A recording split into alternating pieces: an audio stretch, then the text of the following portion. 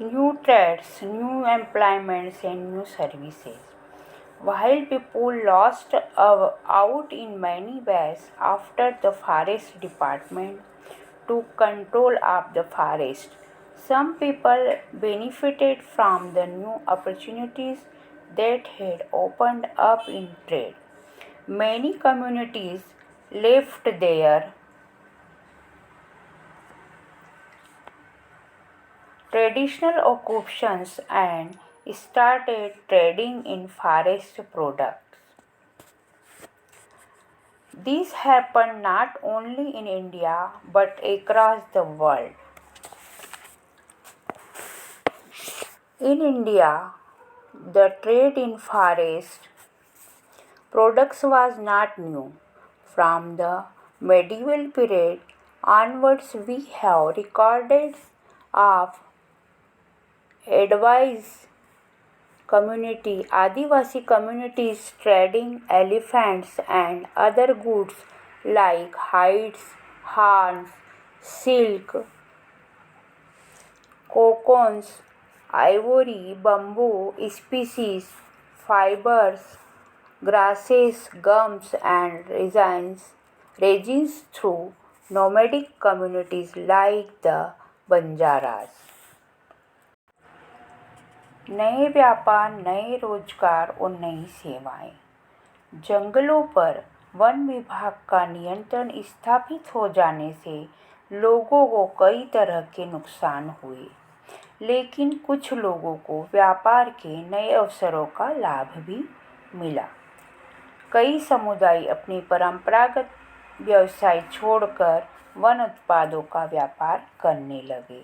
महज हिंदुस्तान ही नहीं बल्कि दुनिया भर में कुछ ऐसा ही नज़ारा सब जगह देखने को मिला।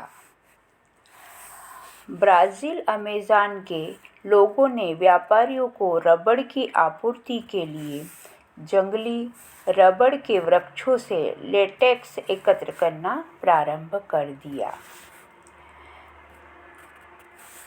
हिंदुस्तान में वन उत्पादों का व्यापार कोई अनोखी बात नहीं थी। मध्यकाल से ही आदिवासी समुदायों द्वारा बंजारा आदि घुमंतू समुदायों के माध्यम से हाथियों और दूसरे सामान जैसे कि खाल, सींग, रेशम के कोए, हाथी दांत, बांस, मसाले, रेशे, घास, गोंद और राल के व्यापार के सबूत मिलते हैं। With the coming of the British, however, trade was completely regulated by the government. The British government gave many large European trading firms the sole right to trade in the forest products of particular areas. Grazing and hunting by local people were restricted.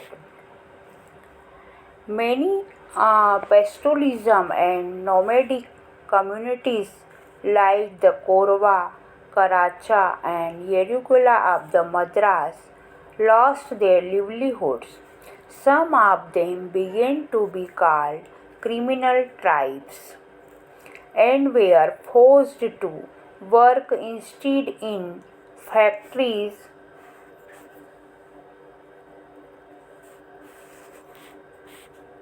mines, and plantations under government supervision.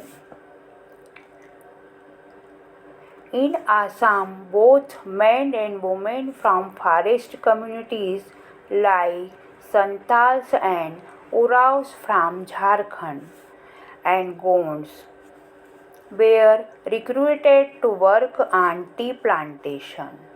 Their wages were low and conditions of work were very bad. They could not return easily to their home villages from where they had been recruited.